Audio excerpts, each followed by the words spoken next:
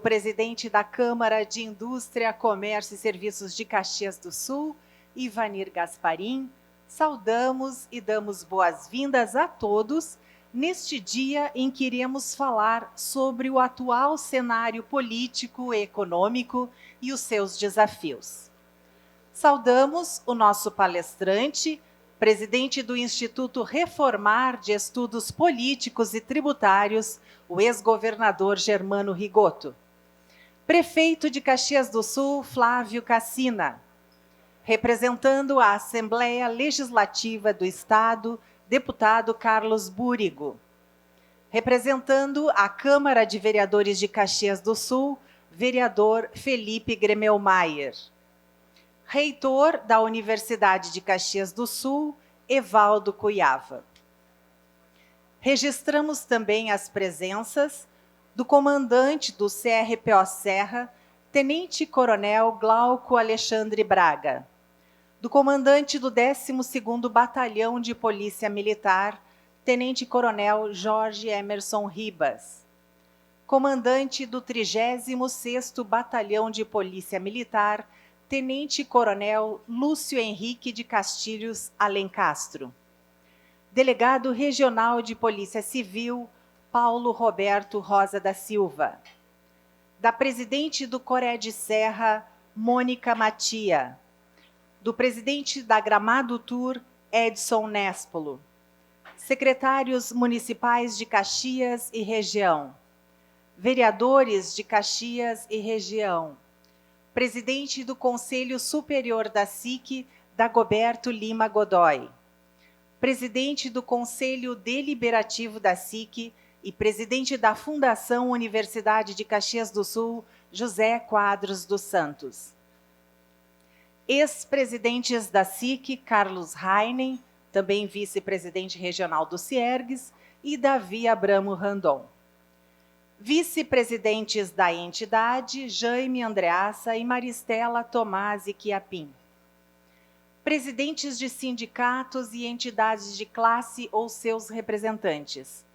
Aldair Bazotti, da Federasul, Ângelo Mestriner, da RS Garante, Euclides Sirena, do Banco de Alimentos, Fernando Gonçalves dos Reis, da ADCE, José Antônio Fernandes Martins, do CIMEFRE, Júlio Gilberto Fante, do Sindivinho, Luiz Raimundo Tomazoni, do Concepro Mocov, Paulo César Santos, do Sinditrans, Paulo Poleto, da Fundação Caxias, Paulo Spagnoli, do CIMEX, Serafim Gabriel Quissini, do Sindimadeira, Ubiratã Hesler, do APL Metal Mecânico e Automotivo da Serra Gaúcha, Valmir Suzin, do Sindi Rural e secretário municipal, Vicente Perini Filho, do Sindicato Empresarial de Gastronomia e Hotelaria, e Volmir Paza, da RH Serrana. Saudamos também a imprensa. Senhoras e senhores, as reuniões almoço da SIC têm patrocínio das marcas Florense, Grupo RBS, Sicredi, Universidade de Caxias do Sul, Banrisul, BRDE, Marco Polo, Randon, Rede Caminho do Saber, Selbet, Supermercados Andreassa e apoio da Emercor e Fortaleza. No projeto Degustar desta segunda-feira, contamos com a presença, com a participação da vinícola Lovatel, que hoje está lançando o vinho Sauvignon Blanc Giuseppe Lovatel. Convidamos então ao palco para registrar essa participação Evandro e Jonathan Lovatel para uma foto com o presidente Ivanir Gasparim.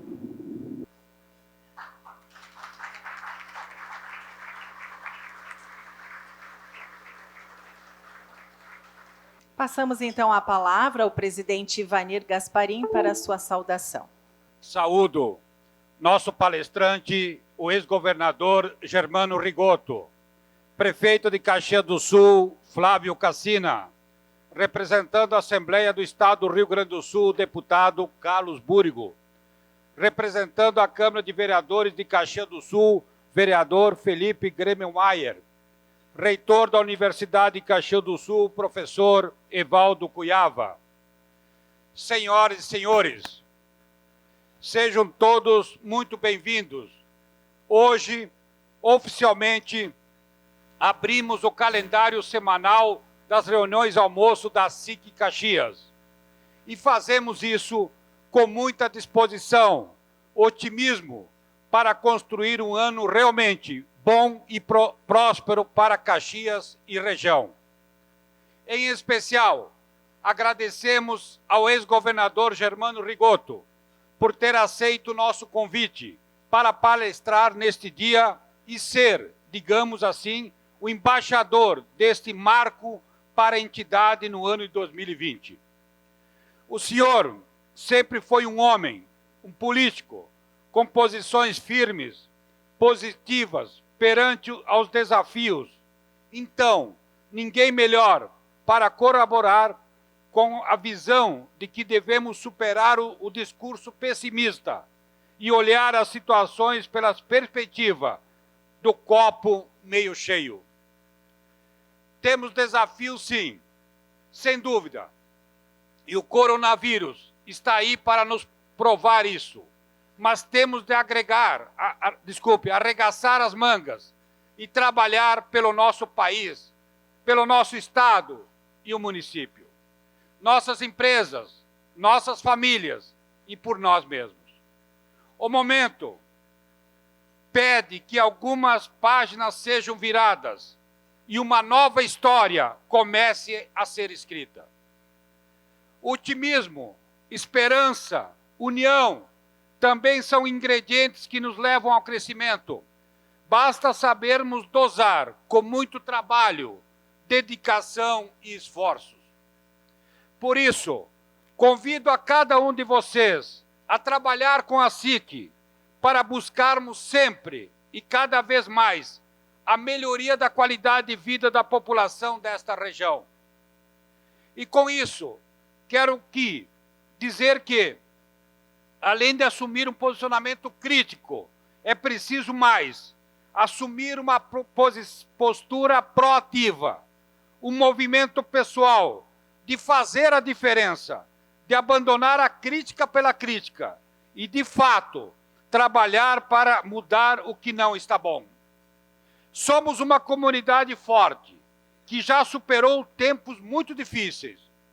Como fruto de nossa vocação, alcançamos o posto de segunda maior cidade do estado e estamos entre as 30 maiores cidades do país.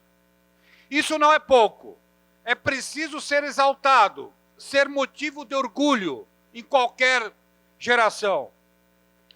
Obviamente que trabalhamos com a perspectiva de continuidade e urgência das reformas em nível federal, estadual e municipal.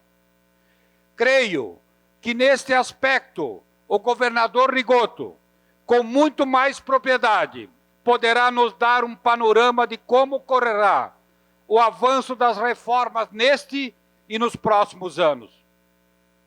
Como cidadãos de Caxias, temos de atuar mais fortemente no sentido de retomar o protagonismo de segunda maior cidade do Rio Grande do Sul. Senhor governador, o bônus de ser a segunda maior cidade gaúcha traz também o ônus da necessidade de adotarmos um comportamento realmente de liderança. E para isso, nada melhor do que destacarmos nossos pontos fortes e melhorarmos os pontos fracos. Aqui nesta casa, sempre se disse que Caxias não é maior nem melhor do que ninguém. Caxias é diferente. Quem viaja o país e o mundo e conhece outras realidades, sabe que temos muito mais a exaltar do que criticar. Somos uma comunidade acolhedora, receptiva e que sabe transformar boas ideias em grandes negócios. Precisamos honrar essa vocação. Por fim, senhoras e senhores, hoje também oficialmente estamos apresentando a nova diretoria da SIC, gestão 2020-2021. São empresários, voluntários, que farão 2020 excepcional para a SIC, para a comunidade empresarial, para a nossa região, Estado e Brasil. Sejam bem-vindos à SIC. Bom trabalho a todos vocês.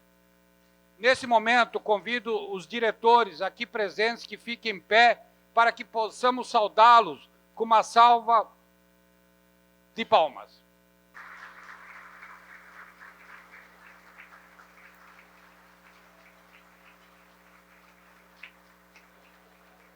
Senhoras e senhores, hoje nós temos a participação de duas empresas no chamado Momento da Associada, Ação da Associada, e a primeira delas é a Guarda Brasil.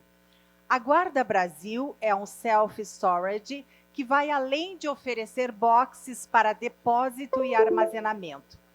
Conta com todo o suporte para que você possa gerenciar a sua empresa dentro de uma de suas unidades. Oferece contratações de coworking, boxes para locação e até mesmo registro de endereço fiscal a partir de um de seus boxes. Para mais informações, acesse guardabrasil.com.br. Convidamos então ao palco para uma foto com o presidente Ivanir Gasparim, o supervisor administrativo da empresa, Anderson Possamay.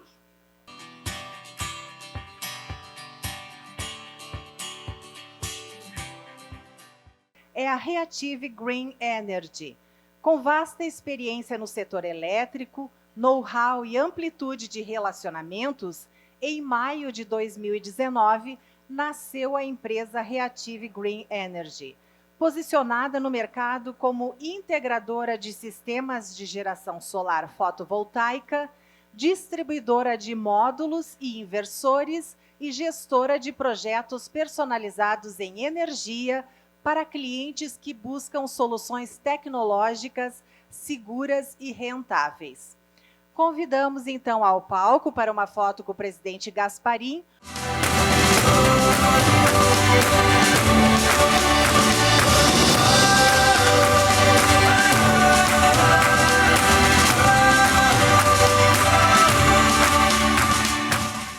Convidamos agora o reitor da Universidade de Caxias do Sul, professor Evaldo Cuiava, para fazer uso da primeira janela da reunião almoço. Quero saudar nosso presidente da SIC, Ivanir Gasparim, agradecer em nome da nossa instituição por esse espaço para falar rapidamente sobre a Surdo Olimpíada.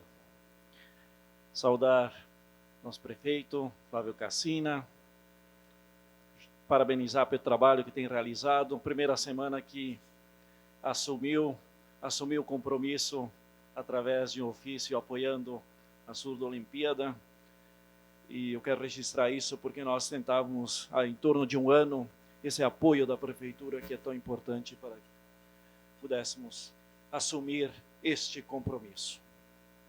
Saudar nosso ex-governador e palestrante, Germano Rigotto, Carlos Burigon, que representa a Assembleia. Também quero aqui registrar nossa gratidão pelo trabalho, pelo apoio que o senhor tem dado a nós em relação às demandas da instituição. Felipe Maier, representa a Câmara de Vereadores, e também aqui registrar o apoio e a nossa gratidão a todos os vereadores que apoiaram as demandas da instituição, e cito aqui como exemplo importante em relação ao plano diretor, para que nós possamos ampliar e avançar em relação à nossa estrutura na universidade, avançarmos, cito como exemplo, o Parque Científico. Saudar nosso presidente, José Quadros dos Santos, que preside a Fundação. Gratidão, reconhecimento pelo trabalho e apoio que tem dado à universidade. Bom, rapidamente falar sobre a Surdo Olimpíada. Então, é um evento multidesportivo, internacional, organizado pelo Comitê Internacional de Desportos para Surdos da Suíça.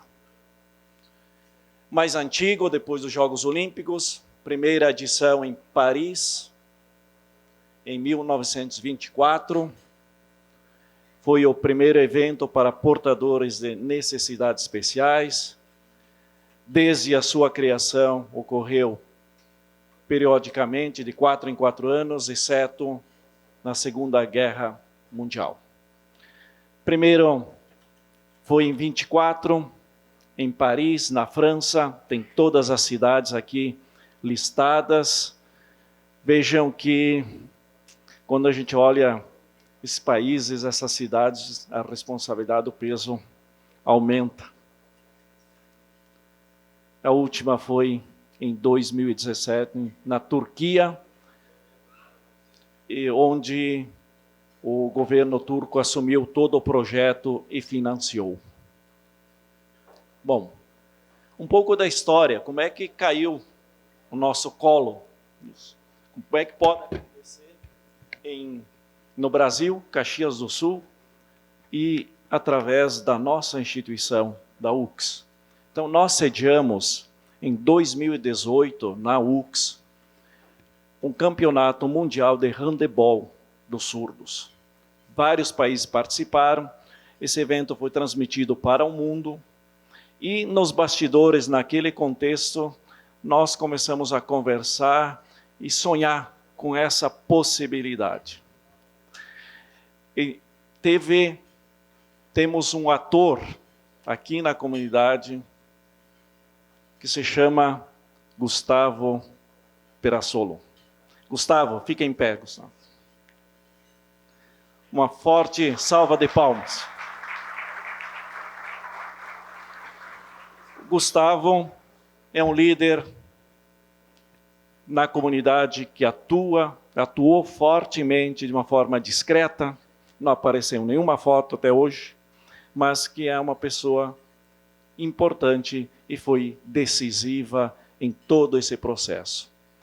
A UX ficou conhecida através deste evento e, quando foram pensar e discutir em que lugar seria a próxima Surdo-Olimpíada, evidentemente que foi lembrada a universidade que sediou, consequentemente Caxias do Sul e Brasil. Então, o movimento, a escolha do Brasil se deu a partir da organização deste evento na universidade. Por isso que a universidade foi demandada para ajudar na organização deste processo. As tratativas são, desde o ano passado, nós recebemos o convite, tivemos o apoio, então, do conselho diretor da fundação, passou pelo conselho porque envolve recursos, envolve investimentos e é uma responsabilidade enorme. E nós tivemos um trabalho de 1 ano para mapear tudo o que é necessário em termos de estrutura, não só hoteleira, mas os espaços daquilo que nós temos na universidade, em Caxias do Sul, e na região toda e no estado. Porque vai envolver não só Caxias, vai envolver toda a região, tendo em vista que eu vou mostrar depois o que isso significa. Temos, então, a confirmação oficial aqui do comitê.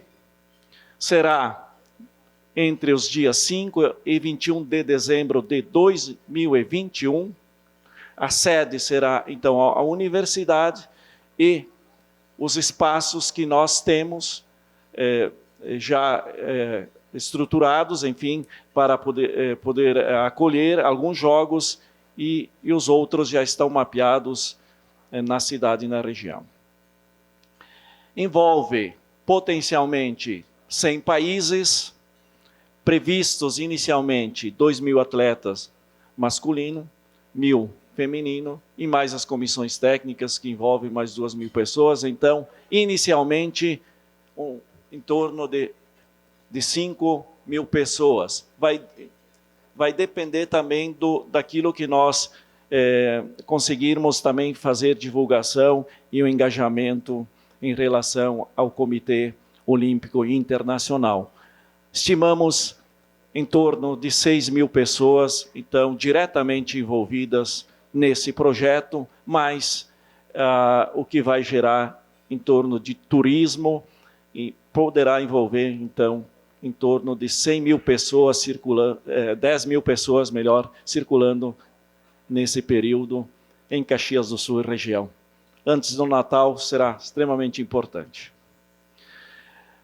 Bom, quem são os organizadores? Então, temos o Comitê Internacional de Desportos para Surdos, a Confederação Brasileira de Desportos e a universidade tem formalmente a responsabilidade para organizar este evento.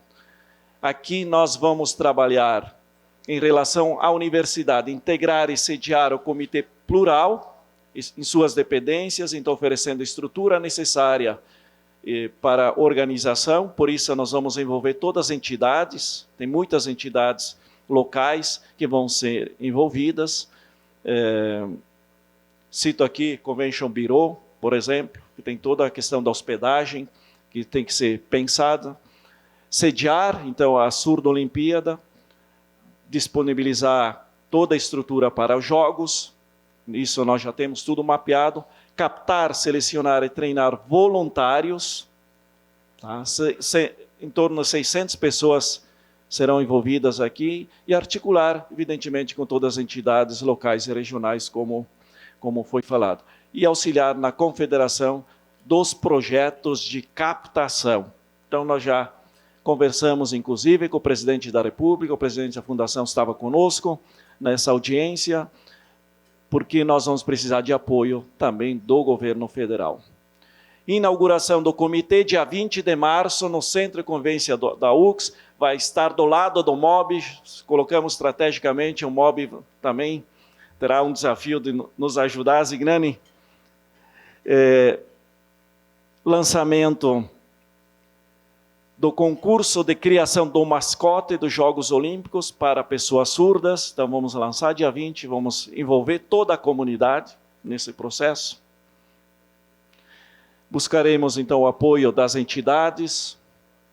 Propomos aqui, caro prefeito, e aí o senhor vai designar o lugar, um espaço local para a criação de um grande painel que será instalado na cidade para contagem regressiva. Hoje faltam 643 dias para o início dos Jogos. Portanto, o desafio está lançado.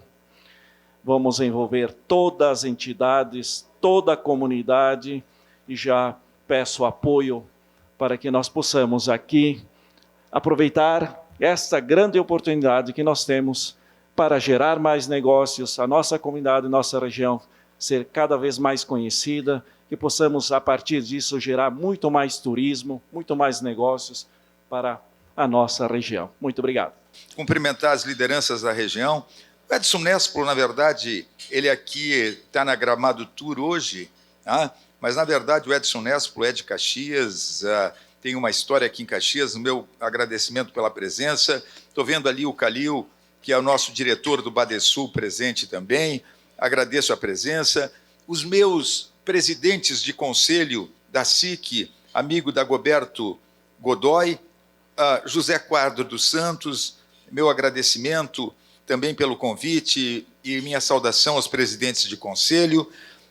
Vejo aqui representantes de vários órgãos do governo, mas eu gostaria de saudar todos eles na pessoa, na pessoa do nosso delegado regional, delegado Paulo Roberto, e na pessoa dos nossos comandantes, tanto do nosso Comando da Serra, que aqui está o Tenente-Coronel Glauco Alexandre Braga, como do Tenente-Coronel Jorge Emerson Riba, do 12º Batalhão de Polícia Militar, e o Lúcio Henrique, Tenente-Coronel Lúcio Henrique de Castilhos Alencastro, que comanda o 36º Batalhão. Eu cumprimento a nossa segurança pública, porque sei a importância do trabalho que os senhores realizam, e, como governador, sei a contribuição que recebi da nossa Brigada Militar, da nossa Polícia Civil. Então, minha saudação especial. Quando eu vejo o Tomazoni lá à frente do Concepro Morcov, eu sei o que representa essa integração da comunidade com as nossas forças policiais. Então, a minha saudação a todos aqueles que representam o governo do Estado que aqui estão, minha saudação à imprensa de Caxias e da região, que está aqui em bom número e que cobre sempre os eventos da SIC. Eu agradeço pela presença hoje na nossa palestra. Da mesma forma, eu vejo aqui pessoas que eu não posso deixar de saudar. Quando eu vejo o trabalho que o Zignani, toda a equipe do Zignani, Astor, todo o pessoal está fazendo à frente do MOB Caxias, eu tenho que cumprimentar o MOB Caxias, Martins, porque esse trabalho é fundamental para o futuro da cidade e da região. Então, peço uma salva de palmas para o pessoal do MOB Caxias pelo trabalho que vem realizando. E eu não poderia, o Valtinho, não sei, nosso presidente do Esporte Clube Juventude, não sei se está aqui, mas eu tenho um carinho muito grande pelo Valtinho, mas ele sabe que eu sou Caxias. E eu vejo aqui o Paulo, eu vejo aqui o Paulo, nosso presidente do Caxias, a diretoria do Caxias aqui, que eu quero pedir uma salva de palmas para o campeão do primeiro turno, que foi o Caxias, e que se encaminha para disputar o título estadual. Eu quero dizer que é muito difícil fazer futebol. Eu que fui dirigente do Caxias, presidente, eu sei o que é difícil fazer futebol do interior, e o que é difícil conquistar um título como o Caxias conquistou. Agora, mais do que nunca, Caxias e Juventude precisam do apoio da comunidade, mais do que nunca. Eu não tenho a menor dúvida que os dois clubes de Caxias, o Caxias hoje se encaminhando para, quem sabe, ser campeão gaúcho de novo, o Juventude indo para a Série B e representando Caxias numa série como essa, precisa muito do apoio e da força. Eu quero dizer, Gelson, quando eu vejo tu, a Roberta, fico muito feliz de ver vocês aqui, o Gelson, a Roberta, a Eliane e o Ézio. Eu tive há poucos dias atrás, presidente, lá em Flores da Cunha, comemorando os 90 anos do Lourenço Castelã. Uma bela festa. Por que eu digo isso? Porque, na verdade, quando eu vejo Caxias e quando eu vejo a nossa região, com esse potencial que tem, isso foi construído com muito trabalho, com muita dedicação, com muitas pessoas que se dedicaram, que começaram praticamente do nada e construíram o que representa Caxias e a região. Então, quando eu vi lá, os seus 90 anos, o Lourenço Castelã, discursando e dizendo um pouquinho do que foi, e o Gelson mostrando que pouquinho foi a vida do Lourenço Castelã, eu não tenho dúvida que ela tem a ver com a vida de muitos empreendedores que estão aqui ou que não estão, mas que foram fundamentais para que Caxias, a região e o nosso estado chegasse ao patamar em que chegamos. Quando eu saúdo a todos, a toda a equipe que organizou esse evento da nossa SIC, eu quero dizer que foi me pedido pelo presidente Gasparim que eu falasse sobre reforma tributária. Aliás, ele não. Quando pensaram na minha palestra, eu digo, olha, vamos colocar a reforma tributária dentro do cenário político-econômico. Porque quando a gente olha o Brasil e a gente vê um país com o potencial que tem, eu vou repetir as palavras do presidente. Nós temos que ser otimistas, nós temos que ter união, nós temos que saber caminhos que temos que seguir para aproveitar o potencial do nosso país. Então eu inicio, presidente, pelas suas palavras. O Brasil é um país que tem, eu vou mostrar lá no final da minha fala, o potencial que nós temos e que outros não têm. Mas que nós temos que saber aproveitar isso, com mais investimento em educação, com mais investimento em infraestrutura, e o investimento em infraestrutura passa pela iniciativa privada, já que a União, os estados e municípios não têm as condições que deveriam ter para fazer os investimentos, para atacar o problema da logística, que é um dos problemas que nós temos no custo Brasil. Então, nós temos que puxar a iniciativa privada através de privatizações, através de concessões, para fazer aquilo que o Estado não tem condições de fazer. Pois bem, este potencial que nós temos, se atacarmos esses problemas que se chama custo Brasil, e quando a gente fala em custo Brasil, a gente pode falar em custo do Rio Grande do Sul, que tem um estudo da Fiergues que mostra, e mostrou nesses últimos dias, que o Rio Grande do Sul está bem atrás de outros estados, da maior parte dos estados da federação, indicadores que nós temos que avançar muito mais. Mas o Rio Grande do Sul também paga o preço do chamado custo Brasil, principalmente um estado que tem vocação exportadora como nós temos. Então, para atacar o custo Brasil, nós temos que caminhar para resolver o problema da carga tributária excessiva sobre a produção, nós temos que atacar o problema que representa um juro que ainda é muito alto, mesmo com a redução da taxa básica de juros, nós temos o juro real muito alto recaindo sobre a produção, sobre quem produz.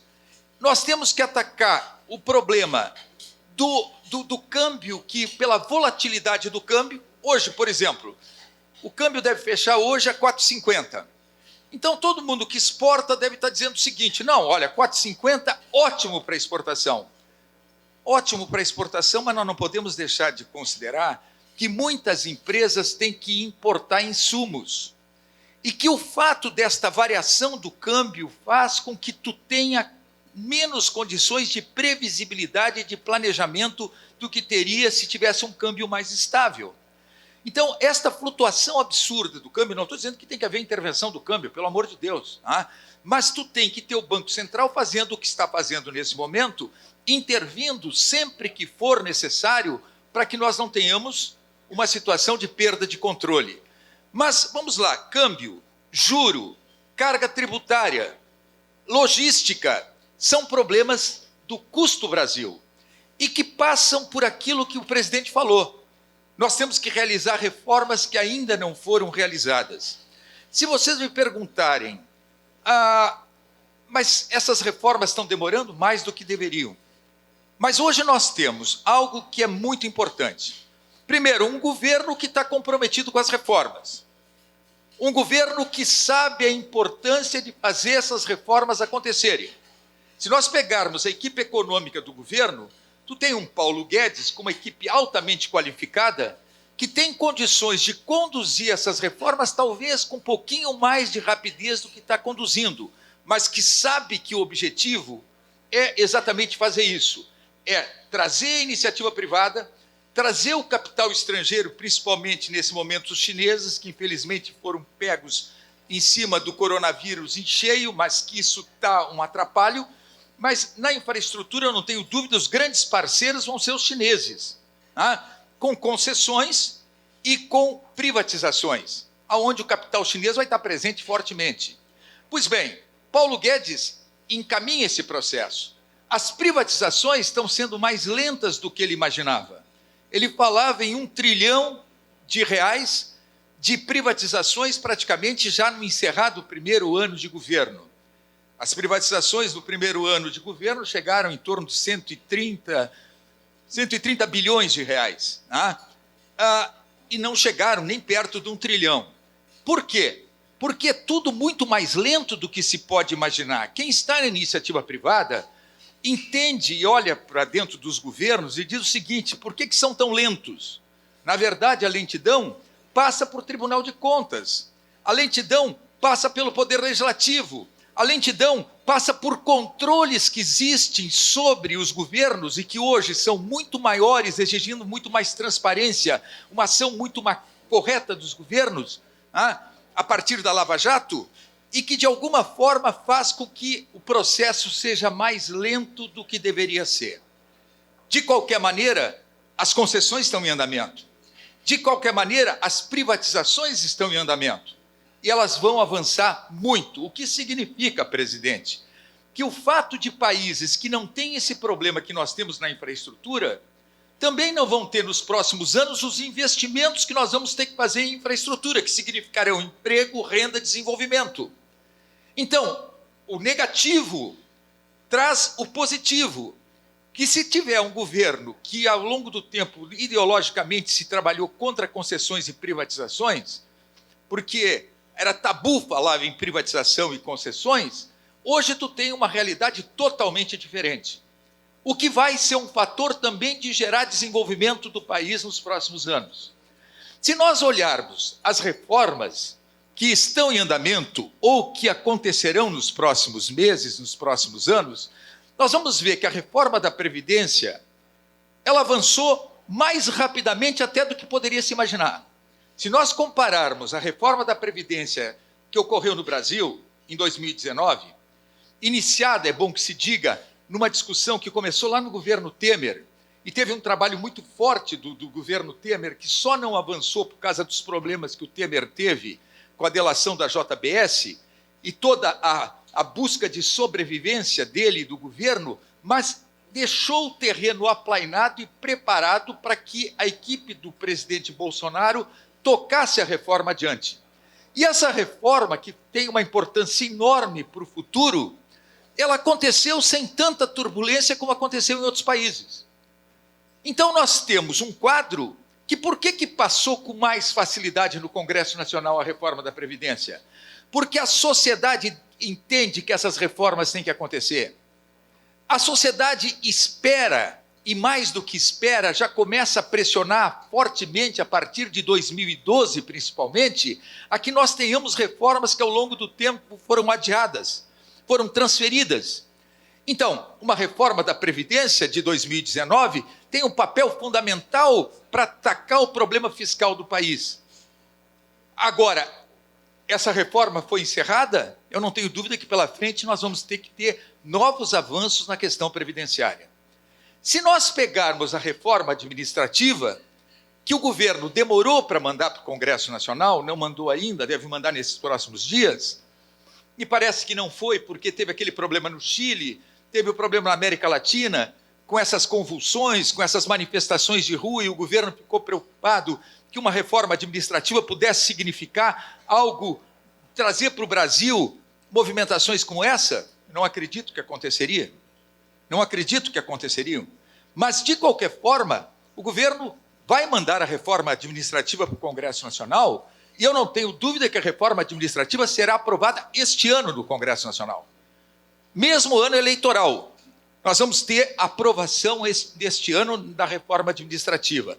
Uma reforma fundamental que atinge não os atuais detentores de cargos em governo por causa do chamado direito adquirido, mas que significa que qualquer novo concurso, qualquer entrada dentro dos governos, nós vamos ter uma realidade totalmente diferente. Tanto com relação à estabilidade, como com relação ao nível salarial pago pelo poder público. Quer dizer, todo um conjunto de mudanças que vão acontecer, fundamentais para que nós tenhamos um serviço público mais eficiente, mais qualificado e com menos custo para o Estado. Então, eu te diria, nós temos a reforma administrativa que deverá avançar, nós temos algumas mudanças no Pacto Federativo, nesse momento no Congresso Nacional tem 3 propostas de emenda constitucional já tramitando, uma que libera os fundos, chamados fundos que têm recursos e recursos pesados para atacar o problema fiscal, vai ser aprovada pelo Congresso Nacional, uma que significa algumas mudanças no Pacto Federativo, dando mais recursos para estados e municípios, mas prestem atenção, o dinheiro público passeando da União para o Estado e município e se perdendo parte dele no fisiologismo, no clientelismo e na corrupção. Quer dizer, quando nós olhamos e a gente diz o seguinte, não, mas para um pouquinho, a Lava Jato está corrigindo tudo. Se não tiver uma definição mais clara o que vai ser a atribuição competência de cada ente federativo e o que vai financiá-las, diminuindo o passeio do dinheiro público, nós vamos continuar tendo recursos públicos mais mal utilizados, nós vamos continuar tendo fisiologismo, nós vamos continuar tendo clientelismo. Qual é o assunto da semana? Qual é o assunto da semana? Eu não vou discutir os erros de comunicação do presidente Bolsonaro. Eu não vou discutir o fato do presidente Bolsonaro, às vezes, não ajudar na relação do Poder Executivo com o Congresso Nacional. Eu não vou discutir as derrapadas do presidente Bolsonaro se colocando na frente do Palácio da Alvorada para tirarem casca de banana e ele escorregar nelas. Mas eu vou discutir um tema que está na ordem do dia que tem a ver com o Pacto Federativo. Qual é o tema? A questão dos recursos do orçamento. Eu fui deputado federal e, como deputado federal, eu tive como líder do governo e como líder de bancada, eu tive que enfrentar algumas CPIs atingindo Astor, companheiros de bancada. Companheiros de bancada.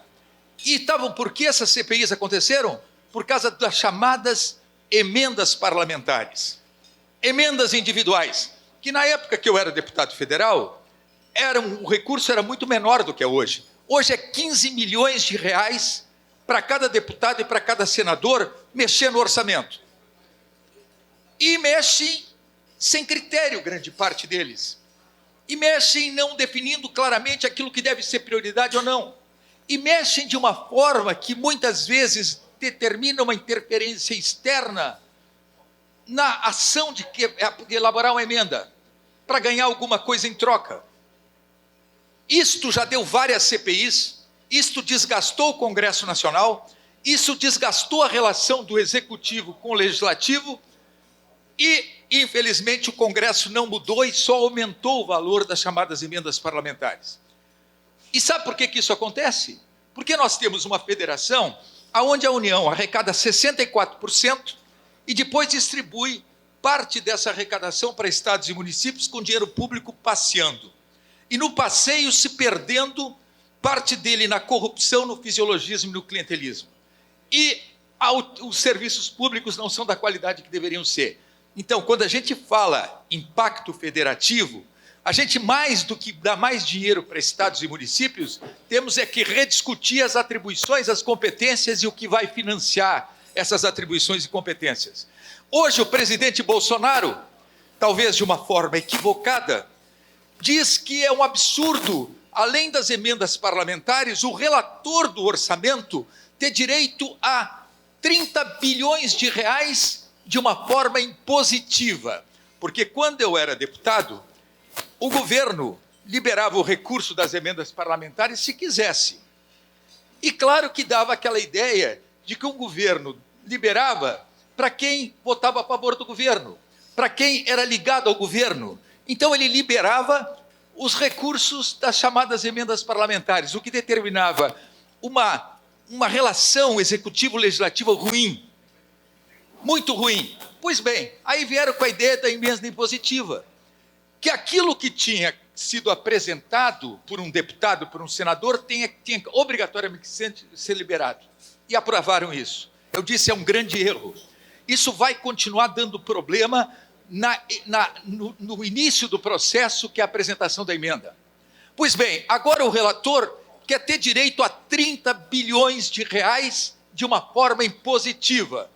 O relator da lei orçamentária quer ter direito a 30 bilhões de reais que ele vai acertar as emendas e simplesmente amarra o Poder Executivo. Então, me desculpe, toda razão tem o governo quando diz, além das emendas parlamentares, tu dá 30 bilhões de reais a mais, manietando, amarrando, engessando o Executivo, é um absurdo. Lá no final do governo Fernando Henrique, no segundo mandato, eu tinha sido líder do governo Fernando Henrique Cardoso. E tinha uma honra enorme de ter sido líder do governo Fernando Henrique Cardoso durante os 4 primeiros anos de governo.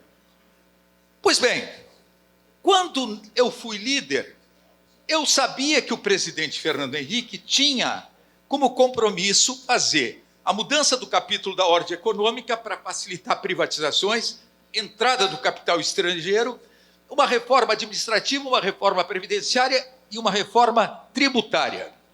Era compromisso do governo. No início do governo, esse é o grande problema, o presidente Bolsonaro, com o capital político que adquiriu durante a campanha eleitoral, ele teria e tem que aproveitar este início de governo para fazer as reformas que ele terá mais dificuldade no 3º e no 4º ano. O capital político de um governante, ele tem mais fortemente quando ele se elege. Quando ele ganha uma eleição e sai do processo eleitoral fortalecido para fazer as reformas de uma forma mais rápida e mais fácil. À medida que vai passando o tempo, esse capital político ele vai diminuindo. Então o presidente Bolsonaro teria que fazer essas reformas acontecerem o mais rapidamente possível. Por isso, a Previdência passou, a administrativa vai passar, mas a tributária, muito difícil. Infelizmente, pela minha experiência, eu vejo dificuldades enormes de fazer a reforma tributária esse ano, quem sabe até o ano que vem. Por quê? Primeiro, se na administrativa o governo está convencido que tem que realizá-la, se no Pacto Federativo já tem ações do governo nessa direção, na tributária tem uma equipe econômica que está simplesmente afastada da discussão. O ministro Paulo Guedes foi convencido pelo Marcos Cintra, que tinha ido para a Receita Federal, ele foi convencido pelo Marcos Cintra de que tinha que ter um imposto sobre movimentação financeira, uma nova CPMF, para desonerar a folha. E o Paulo Guedes se convenceu disso, mas se convenceu disso muito mais olhando para a arrecadação que ele teria com essa nova tributação. Ele chegou a falar em 150 bilhões de reais de arrecadação. Quando a CPMF foi extinta, o governo perdeu, na época, em torno de 40 bilhões de reais, com a extinção da CPMF com uma alíquota de 0,37%. A pergunta que eu faço, quanto é que teria que ser a alíquota para chegar a 150 bilhões? Para desonerar a folha. Pois bem, esta nova CPMF tem uma rejeição muito grande dentro do Congresso e fora do Congresso Nacional. Como o presidente Bolsonaro, devido a essa rejeição, e ele tinha dito que não aceitaria a volta da CPMF, puxou o freio nisso, demitiu o Marcos Cintra, mas o Paulo Guedes estava convencido. E o Paulo Guedes não se desconvenceu disso. E por isso, tramitam no Congresso Nacional duas propostas de reforma tributária muito parecidas, que significam o seguinte: mexem na tributação sobre o consumo, que é o grande problema do Brasil. Eu não tenho a menor dúvida que os senhores sabem que no mundo inteiro tem o IVA ou o IVV, o Imposto de Valor Adicionado, o Imposto de Vendas a Varejo, um grande tributo sobre o consumo. No Brasil, tem o IPI, tem o ICMS, que são 27 ICMS, com 27 legislações diferentes, com dezenas de alíquotas, tem o PIS, tem COFINS, tem CID, tem ISS. Tudo recaindo sobre a base de consumo. No mundo inteiro é um grande tributo sobre o consumo. No Brasil, são vários tributos recaindo sobre o consumo. A nossa proposta de reforma tributária, que nós conseguimos aprovar por quase unanimidade, só o Marcos Cintra votou contra, porque ele dizia que tinha que ter tributo não declaratório, foi o único, lá na comissão, foi o único que tinha, nem votou contra, se absteve de votar. O resto, oposição e governo, todos aprovaram a proposta. O que fez o presidente Fernando Henrique? Não ele, mas a sua equipe econômica, com medo de perder receita, de entrar numa briga com estados e municípios, perder o poder que tem hoje um governo de mexer em alíquota, de criar um tributo através de projeto de lei ordinária, projeto de lei complementar, emenda constitucional, através de medida provisória, através de decreto de portaria, mexe no sistema tributário todo dia. Uma reforma tributária, ela tem que estabilizar o sistema dentro de um processo de racionalização, de simplificação, que é o que está no Congresso Nacional. Tu acaba com as 27 legislações do ICMS, tu acaba com o ISS, tu acaba com o PIS, com a COFINS e com o IPI, e tu cria um grande imposto sobre bens e serviços, com transição de 10 anos. Com transição que conclui ao final de 10 anos. Tu não consegue fazer uma reforma tributária da noite para o dia. Pois bem, a proposta do governo, isso o Marcos Cintra disse, eu debati com ele, a proposta do governo não era fazer toda essa modificação. A proposta do Marcos Cintra, como chefe da Receita Federal, era simplesmente mexer, fundir o PIS, COFINS e IPI, criar um seletivo, criar uma contribuição sobre movimentação financeira para desonerar a folha e não mexer no ICMS e no ISS. Para mim, isto não é reforma tributária, isto é algum aperfeiçoamento no sistema tributário, mas nós perderíamos a oportunidade, de novo, de fazer uma reforma estrutural, mesmo com transição. Pois bem, esta é a posição que o governo continua tendo. Congresso Nacional, com duas propostas diferentes, com uma disputa de protagonismo que não é boa dentro do Congresso, Câmara e Senado, o governo federal assistindo, e quando fala nesse tipo de reforma. E além disso, dentro da sociedade, tu pega, por exemplo, Flávio Rocha, da Riachuelo, foi meu colega deputado federal, o CEO da Riachuelo. Flávio Rocha está fazendo uma campanha no setor empresarial mesmo, ligado ao setor de comércio e serviços, contra as propostas que estão no Congresso Nacional, mas uma luta pesada, tá? Dizendo que aquilo não resolve, que tal. E o Flávio Rocha, ele não está falando sozinho, ele está falando com outras pessoas que estão se opondo a uma reforma mais racionalizadora e simplificadora como que está no Congresso Nacional. E ele é defensor do imposto à movimentação financeira.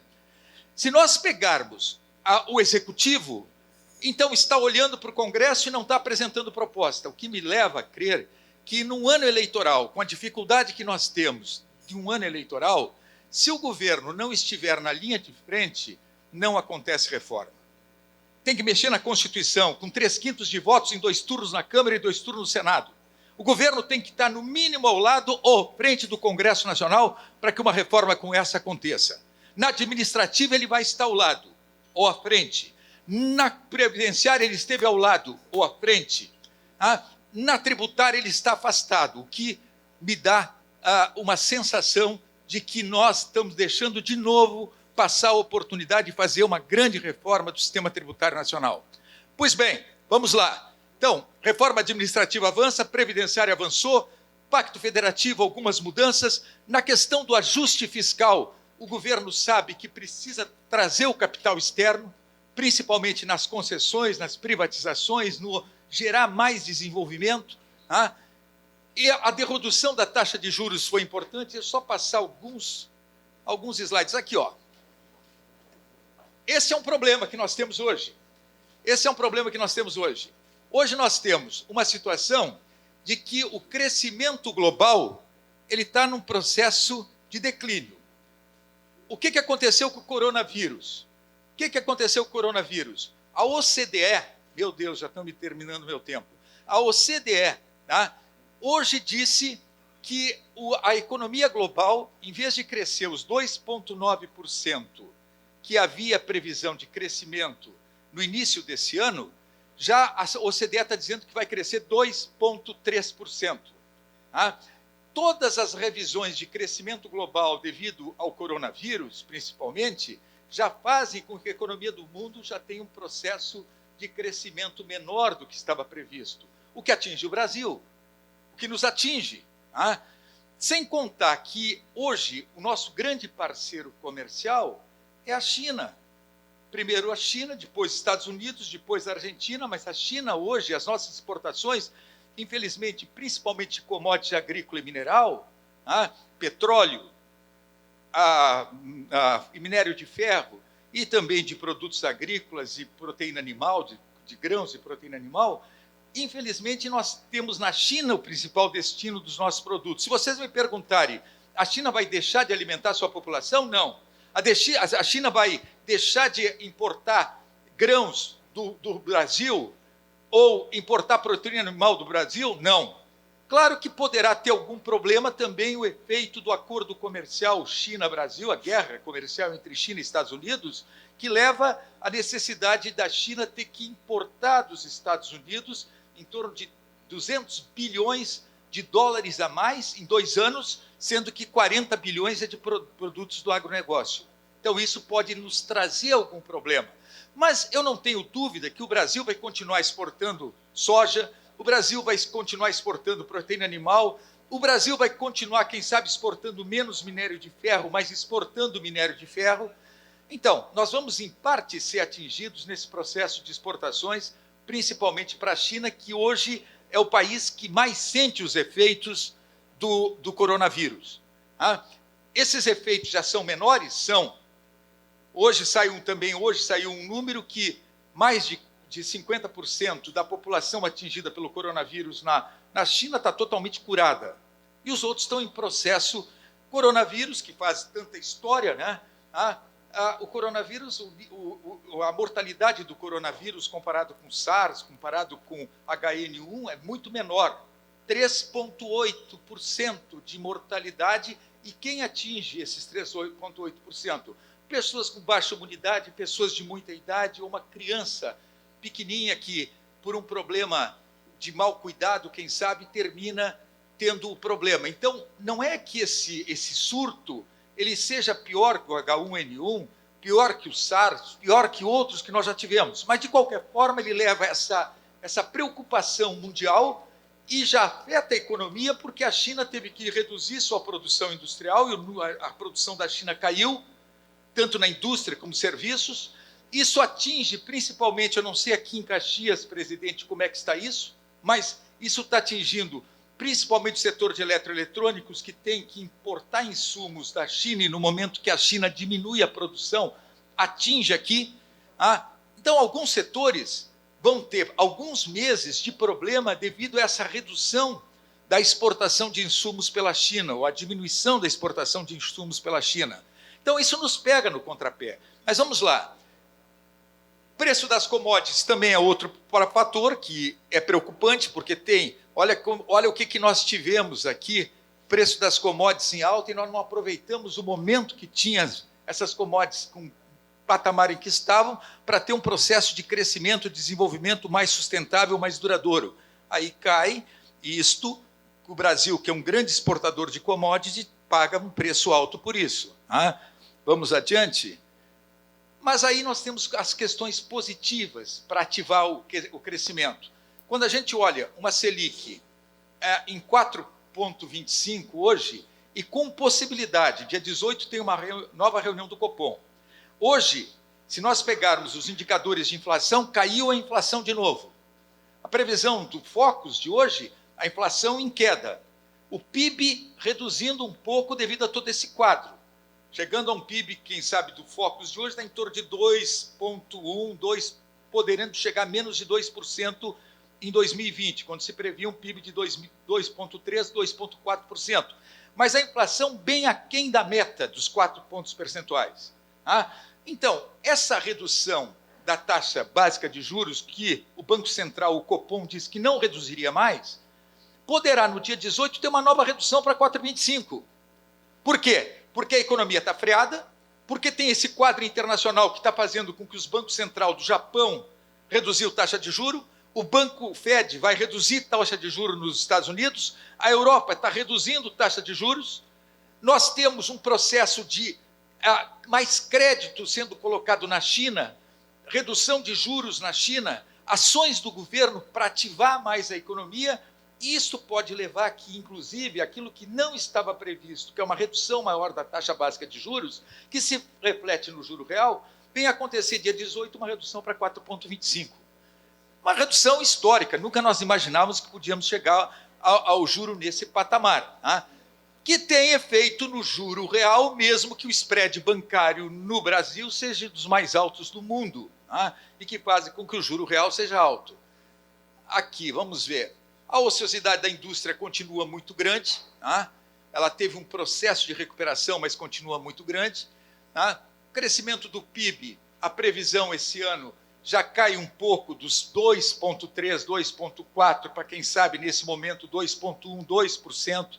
A Farsul hoje anunciou 1,9% de previsão de crescimento do PIB no país esse ano, mas vai ficar em torno de 2,1%, 2%, e vai depender muito do desdobramento dessa questão do coronavírus. Mas nós temos um processo de recuperação lenta, mais lenta do que deveríamos ter. A concessão de crédito crescendo, eu estou falando aqui para quantos do setor imobiliário que estão aqui?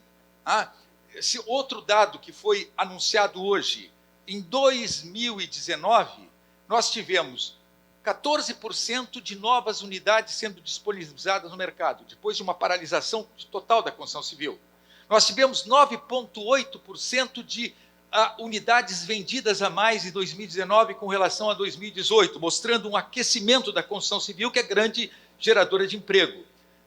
E hoje nós temos algo que está acontecendo, que é a disponibilização maior de crédito pelo sistema financeiro, tanto oficial como privado, o que pode também se refletir, e vai se refletir com certeza, a decisão do Banco Central na questão de meter a mão nos compulsórios, liberar compulsórios para fazer com que o crédito chegue com mais facilidade, com menor custo, é fator que vai levar obrigatoriamente a algum resultado em termos de crescimento nesses próximos meses. Eu tenho muita coisa para falar, as reformas eu já disse, eu só gostaria de um endividamento avançado, que aqui, se nós pegarmos o ano passado, nós começamos a ter um processo de recuperação em vários setores, tá? Que depois dessa recessão absurda que tivemos, aqui, móveis, tá? Eletrodomésticos, aqui nós tivemos nos veículos uma queda no final do ano, mas em outros setores tu nota um processo, supermercados, tá? Um processo de recuperação que iniciou e que é mais lento do que deveria ser. Tá? Relatório Focus, eu já falei, as previsões do Focus, que são a carga tributária, eu não preciso dizer, que é um dos fatores que tem que ser enfrentados com a reforma tributária, uma carga tributária de 32,3% do PIB. Para te fazer escrituração fiscal numa empresa, eu não preciso dizer, comparado o Brasil com o resto do mundo, é um absurdo, são mais de 2.000 horas, tá? Que se gasta no Brasil, e aqui, quando olha o resto do mundo, é uma coisa absurda por causa da complexidade e da irracionalidade do sistema tributário. Então, é uma questão que tem que ser enfrentada com o processo de simplificação, de racionalização do sistema tributário. O crescimento do PIB ao longo desses anos, olha o que nós pagamos. Lá do período de 1947 a 1980, nós tivemos uma média de 7,3% de crescimento do PIB no Brasil. De 1980 até 2017, nós tivemos uma média de 2,2% de crescimento, mas com os voos de galinha, né? Com o cresce, cai, cresce, cai, cresce, cai, cresce, cai, não um crescimento duradouro e sustentável. Então, tu tem que trabalhar com essa realidade, que é terrível. Se a China precisa crescer 7,5% do PIB ao ano, se a Índia precisa crescer 6,5%, 7% do PIB ao ano, o Brasil teria que crescer 4%, 5% do PIB ao ano, tá? E de uma forma sustentável, duradoura, que é o que não está acontecendo. E isso só vai acontecer se nós tivermos as reformas que ainda não aconteceram acontecendo. Se nós vamos ver superávit primário que o governo está enfrentando, tá? Superávit primário ainda está muito alto. O ano passado, o presidente Bolsonaro, não, o ministro Guedes disse que zeraria o déficit, tá? E chegou no final do ano com perto de 100 bilhões de déficit. Tá? Perto de 100 bilhões de déficit. Ele não conseguiu zerar o déficit como ele acreditava que com mais facilidade ele zeraria o déficit. Passava pelas privatizações, que não andaram como deveriam ter andado, mas, de qualquer forma, o governo ataca o problema do déficit. Um dos problemas que o Brasil tem é uma dívida pública crescendo. E uma dívida que hoje, a dívida do país, chega a 77% do PIB. E num processo de crescimento, isso tem que ser estancado. Se não for estancado, isso determina as notas de risco do Brasil, elas vão ser cada vez piores. Tá? Então, este estancamento do crescimento da dívida pública é algo que o governo está enfrentando. Tá? Déficit nominal, deixa eu ver o que mais que eu poderia colocar. A taxa de investimento, um absurdo. Quer dizer, o investimento consolidado do setor público, olha o que está acontecendo. Quando a gente olha o setor público, a gente coloca a União, estados e municípios, cada vez menos investimento. A situação fiscal leva a uma situação que cada vez se invista menos. Se nós pegarmos o investimento total, setor público e privado, para o país ter um processo de crescimento que chegue aos 4% do PIB, nós teríamos que crescer em torno de 22% de investimento, taxa de investimento. Nós estamos aí com 15%. 15% de investimento, bem distante dos 22% de investimento que nós teríamos que ter para ter esse PIB chegando aos 4%. E quando a gente fala em setor público, é esse fiasco. Tá? Quer dizer, cada vez menos investimento público, o que significa cada vez mais necessidade de concessões, de privatizações, de trazer a iniciativa privada para fazer o que o Estado não está tendo condições de fazer. Só para concluir, eu vou dizer o seguinte, olha, tem muita coisa que eu queria falar, mas não vai dar tempo. Rombo nos fundos de pensão, nesses últimos anos, foi um absurdo. Fundo do Petros, 38 bilhões, Funcef, 26 bilhões, Previ, 14 bilhões, Postales, 11 bilhões. Isso aqui tudo está sendo enfrentado, inclusive com as mudanças na indicação de nomes, tá? Que não tem mais aquela interferência política que havia na indicação de nomes para a diretoria de fundos de pensão, como das estatais. A gente tem que reconhecer que o Brasil está num processo de mudança. As leis que já foram aprovadas, que determinam o controle na indicação dos nomes de quem vai dirigir uma estatal, e a indicação de nomes de quem vai dirigir um fundo de pensão, hoje, com todos os controles, com todo um processo diferenciado que exige muito mais transparência, mas também a menor interferência indevida política sobre os fundos e sobre as estatais. Isso é algo que está acontecendo. Taxa de desemprego num processo de queda, quer dizer, bem distante. Número de empresas estatais, o Brasil tem 440, a União 134 empresas estatais, algo que está começando a ser enfrentado. No governo Itamar, nós tínhamos 145 estatais, no governo PSDB do Fernando Henrique, 106, nos governos do PT foi para 154, no governo Temer caiu para 134, o Bolsonaro assumiu com 134 e agora está esse processo de enxugamento, de diminuição do número de estatais. Problemas que nós temos no país. Agora, dentro daquilo que disse o presidente Aspareto, problemas que nós temos no país. Fragmentação e polarização política. Quer dizer, a polarização política está sendo muito ruim para o país. O fato desta raiva, esse ódio, essa falta, às vezes, de pensar um pouquinho no país e ficar mais preocupado com quem pensa diferente, um processo de radicalização que não é bom. E dentro de uma fragmentação política absurda.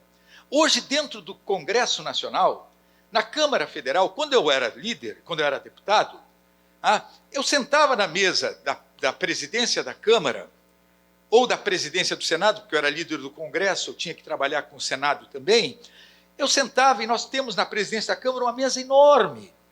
Tinha lugares sempre disponíveis, porque nós tínhamos 12 líderes no máximo, contando com o líder do governo, com o líder da minoria e com o líder da maioria. Hoje, no Congresso, na Câmara Federal, são 27 líderes. 27 líderes. Aquela mesa não tem lugar. Fica a gente de todos por fora da mesa para discutir pauta, agenda. A pergunta que eu faço, o que representa isso? Dificuldade de produção. Mesmo que tu tenha um Congresso hoje muito mais receptivo às mudanças e muito mais comprometido com mudanças. Mas com essa fragmentação política, com essa quantidade de partidos, 35 partidos legalizados e 70 em fase de legalização, é muito complicado. Então, começou a mudar com a cláusula de barreiras. No Senado, são 17 líderes. Começou a mudar com a cláusula de barreiras. Continua a mudança com a proibição das coligações nas proporcionais, que vai fazer com que aconteça um enxugamento do número de partidos. Mas hoje, este é um problema.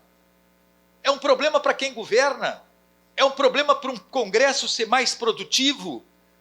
Quem governa tem que governar com essa quantidade de líderes. O presidente Bolsonaro, eu nem discuto a dificuldade maior que ele tem, porque ele não tem um partido. Ele tinha um partido que era com uma grande bancada, ele abandonou o partido e vai criar um novo partido, mas esse novo partido não sei se cria até abril.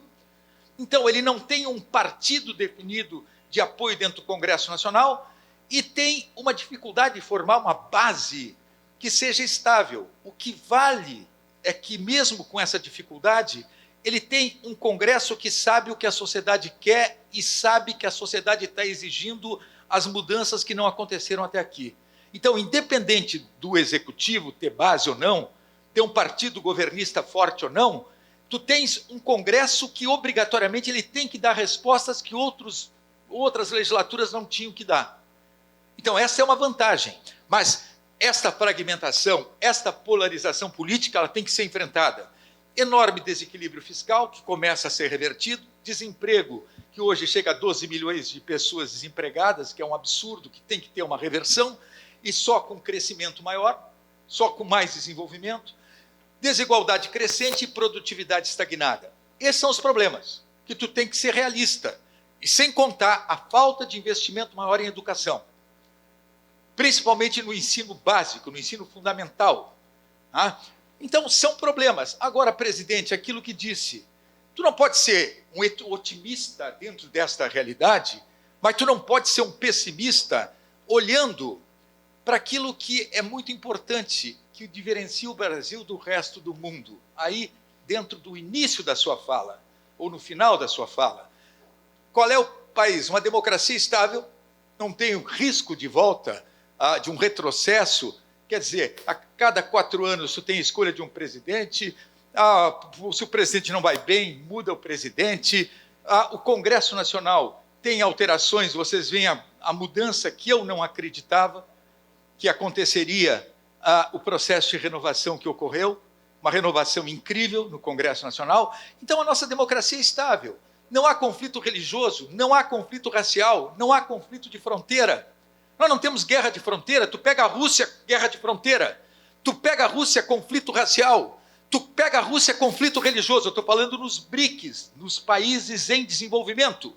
Tu pega a Índia, um problema seríssimo. Agora o primeiro-ministro resolveu, numa guerra que existe, uma disputa entre muçulmanos e hindus na China, o primeiro-ministro resolve dar uma preferência para os hindus com relação aos muçulmanos, inclusive os que podem ingressar na Índia, e com o apoio do governo, e deixa os muçulmanos fora. Está uma guerra que vai crescer na Índia, sem contar um conflito com o Paquistão, sempre a possibilidade de um conflito com o Paquistão, conflito de fronteira, sem contar os conflitos religiosos, o fato de que a Índia tem 120 dialetos e 40 idiomas dentro da Índia. Quer dizer, isto não existe no Brasil. Se nós olharmos a China tem projeto de 30 anos, mas a China não é uma democracia. Em algum momento, o crescimento chinês e o poder de compra dos chineses, que cresceu de uma forma incrível nesses últimos anos, a partir de 2008, com a quebra do Lehman Brothers, o que ocorreu? A crise chegou na China, a China diminuiu as exportações. O que teve que fazer o governo chinês? Aumentar o mercado interno, incentivar o mercado interno.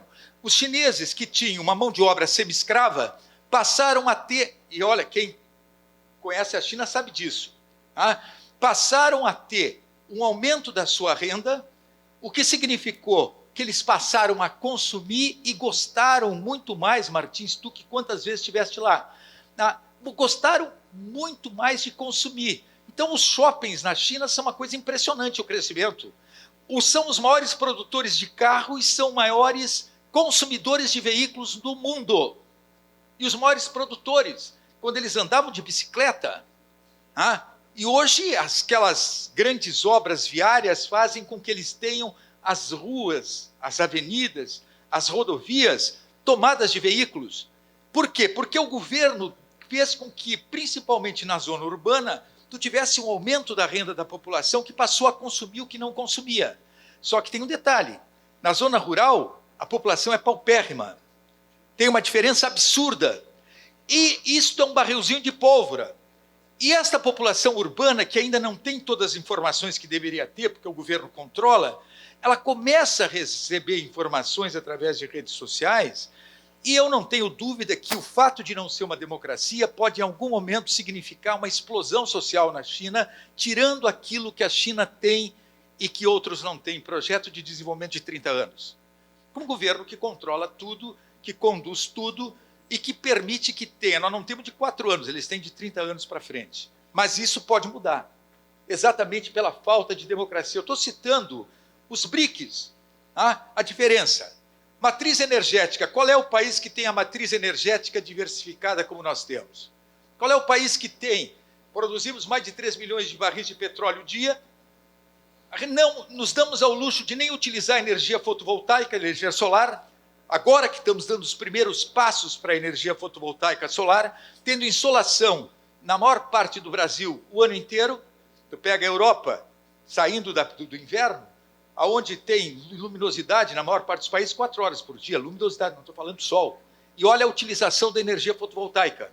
Então nós temos os nossos rios, os nossos arroios, os nossos córregos, os nossos... o segundo maior produtor de biocombustível do mundo, só atrás dos Estados Unidos. Eu poderia citar a diferença do Brasil com relação a outros países na questão da matriz energética. Grande produtor de alimentos, eu não preciso dizer o que significa o Brasil alimentar sua população e alimentar a população do mundo, com grãos e proteína animal. Somos o grande produtor de carnes hoje do mundo, junto com a Austrália. e depois os Estados Unidos. Então, nós temos uma realidade que nos diferencia e nós temos um potencial de aumento da área agricultável. Nós temos grandes reservas minerais, sistema financeiro regulado e capitalizado, diferente de outros países que o sistema financeiro não está regularizado e não está capitalizado, podendo dar novas crises ali na frente. Um colchão de reservas que chega hoje a 370 bilhões de dólares, que nos dá segurança no caso de uma crise internacional. Agora, por exemplo, fugiram do Brasil 40 bilhões de dólares nesses 2 primeiros meses do ano. Mas qual foi a fuga? Por causa do juro caiu e por causa desse quadro internacional difícil. 40 bilhões de dólares. É ruim, é ruim. Isso mexe no nosso déficit de transações correntes, isso não é um bom indicador, mas tem um lado positivo. No momento que 40 bilhões de dólares de recursos especulativos deixam o Brasil, isso nos dá mais segurança que qualquer crise internacional nós temos mais facilidade de enfrentar, porque nós temos também esse colchão de reserva. E temos tudo por fazer em infraestrutura com as concessões e privatizações. Eu me alonguei demais, mas eu só queria dizer, presidente, que o senhor tem razão. O otimista é um tolo, o pessimista é um chato. Bom mesmo é ser um realista esperançoso, dizia o Suassuna. E o que é ser um realista esperançoso? É exatamente isso. É tu ver o potencial que o Brasil tem, sabendo do que nós temos que enfrentar para que a gente tenha o aproveitamento desse potencial e conseguir avançar aquilo que outros países não têm as condições que nós temos de avançar em termos de desenvolvimento, de crescimento, de enfrentamento das desigualdades, de ter um país mais justo e um país com desenvolvimento mais sustentável e duradouro. Era isso, muito obrigado.